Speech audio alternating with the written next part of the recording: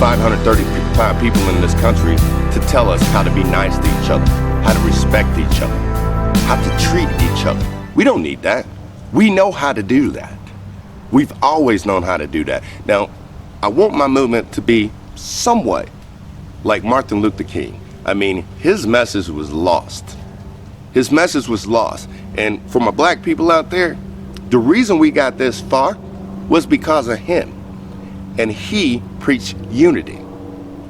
You see, it takes a whole to make a nation. It takes a whole. It can't be just some. And I agree with Black Lives Matter, but I also agree with American Lives Matter. You know, it's not just black men out there getting shot unarmed. There's white folks out there too. Why do you think the Black Lives Matter movement has caused so much controversy and it's so misunderstood by some on both sides about what the true intent is, and just the principle of it all has caused a lot of debate in the country and a lot of disagreement? Well, just like any organization, just like, let's say, take the Tea Party. If you look at the Tea Party, it started off with good intentions. But you can't help who follows you. Then along comes Inbred Jed and his cousin Ed, and they want to join. And they got a whole different agenda of what the Tea Party was trying to establish. Same thing with Black Lives Matter. Friendly protesters, Black Lives Matter, not disrupting anything. Then you get a couple of people that join, and it turns into a violent hate group.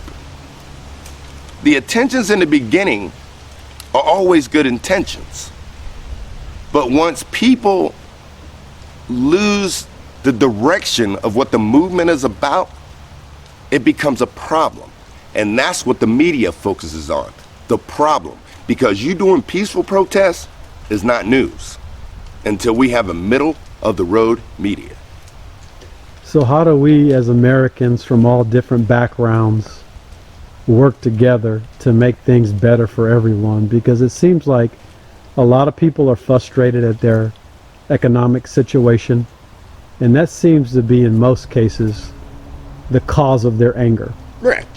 So what do you think we can be doing to work together with each other to make America better for everyone? You know, I think the major thing is to not be so sensitive. I'm a Christian, and if I say Merry Christmas to you and you're a Muslim, I'm not being offensive, but I don't know. And it shouldn't bother you. If you see a Christmas tree and you're not Christian, then it's just a tree to you. What you look at is whatever you want it to be. I see millions of people walking around covered from head to toe, and I understand that they're Muslim, but I'm not offended by it. But every Muslim I see from now on, or atheist, or homosexual, I'm gonna say, hi, how are you doing? American first. And I think we just need to do that. To start to understand, don't be so sensitive. So what's been some of the reactions you get when you say American first? Oh man, people are all hyped up, and it just may be one of those things where people like the phrase. Because all of my videos, I do end it with that. And, you know, but it's a wonderful phrase. It's not black power. It's not white power. It's another way of saying American power. And that's how we can all come together. We can agree to disagree. Are you hopeful for the future of America when you see where we're at now and where you want us to be? Are you hopeful? Well, I'm very hopeful, but I think that we need to get some of these people to be held accountable for their actions. I mean, take for instance Kaepernick. Yeah, does he have the right to protest? But why would you even live in a country that you don't respect? I don't get it. You know, where you make millions of dollars and you're screaming Black Lives Matter when you were adopted by white parents, taking care of them. I think we need to be held accountable for our influence on the young. I think that the government should get out of our schools and stick to teaching math, science, English, social studies, and history. We don't need to teach sexual orientation. We don't need to teach those things because that should be done by the parent, not by you. You know, Hitler said, if you want to control a society, all you have to do is take over the school system, and in 20 years, they'll think just like you want them to. So when you look to the future, what are you hoping this American First movement will be, what it will accomplish, and ways it can possibly bring people together? I hope it will accomplish unity, you know, where agree to disagree, just respect. You don't have to agree with anybody, but you should respect what they've been brought up to, their religion, their sexual preference, their culture, their kind of food they eat. I mean, we need to get away from that. And I'm hoping that I can bring a lot of people together. I mean, it amazes me that I've had emails from people in Brazil saying that I've influenced their movement there. And me, not being as worldly as I used to be, that makes me smile. I've gotten emails and comments from people in Ecuador. But my favorite one was last night when a man from Canada sent me a message. And he says, I love your message, but people don't understand what goes on in your country affects Canada. And I was amazed. I wouldn't know that because I don't go to Canada. But that's something that people want to, I mean, that shows you how educated these people are that were saying, if Trump wins, I'm going to Canada. Well, you might want to talk to a few Canadians first, because the messages I'm getting, you're affecting their country as well. They're a border country. So a lot of people were very vocal before the election, and they said, if Trump wins, I'm going to Canada. What was your thoughts on that when you heard that? I laugh, because I've heard it before. I've heard him say it when Obama won. You're not going anywhere, because whether you try to prove it to somebody else or not, you know this is the best country in the world. You know it is. You know you have no other freedoms. Especially these actors and actresses. Goodbye. You know what I mean? Where are you going to make the money? You're not. So you can sit there and try to influence people. Oh, we're going to leave you. You know how many actors and actresses are out there? You know how many new ones are waiting on you to leave so they can get in? Goodbye. You know, I think it's hilarious. I've heard I'm going to move to Africa. I'm going to move to Canada. No, you're not. You're not. What, do you just go there? What, you don't need no permission? You don't know how things work? You know, you've been successful because of this country, not because of Africa and not because of Canada. So I think it's just one big joke, really.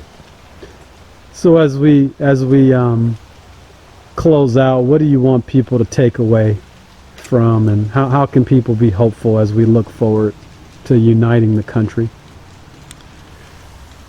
Well, I need everybody to be hopeful. I need, there's no need for Al-Qaeda, a terrorist attacks right now in this country, because we're doing it to ourselves. You see, it's almost like the art of war. You know, if you have two enemies, you try to destroy it within, and then you pick the bones. And that's what's happening to us. But if we join together, and trust me, we can change this country. I mean, it's already good to me. It's been very good to me. I'm not a rich man. I'm not a poor man. But it's been good to me. And we can preserve this. There's nowhere else that you're going to be as happy as you are right here in the United States. And no matter what you are, or what you identify yourself as, Italian, Irish, Black, Puerto Rican, Mexican, Ecuador, gay, lesbian, atheist, transgender, be American first, and we'll be all right. And if people want to reach out to you on social media, how can they contact you? Well, they've been contacting me on my personal Facebook page, which I really can't take any messages. But you have the American First page as well, right? So you can contact us at www.americanfirstmovement.com. And I try my best. It's only me. I would love for other people out there to join me and help me respond. but I do try to respond to everybody. But I am looking for like-minded people to work with me on the page and responding to all these wonderful people that have reached out to me with lovely comments. And what about these really nice American First T-shirts you've been wearing on your media appearances? Are those for sale? Can people buy those? They will be for sale in about 2 weeks on www.americanfirst.com, americanfirstmovement.com, and I mean, we'll have shirts, and I want everybody to wear them. I have a guy right now making dog tags. That way, it's not a one-time thing. I want you to wear those dog tags with American First and let people know. Just let them know. And I'll tell you a funny story before you close out. I went down to the Rural King because, as you can see, we got to have a Rural King in Front Royal.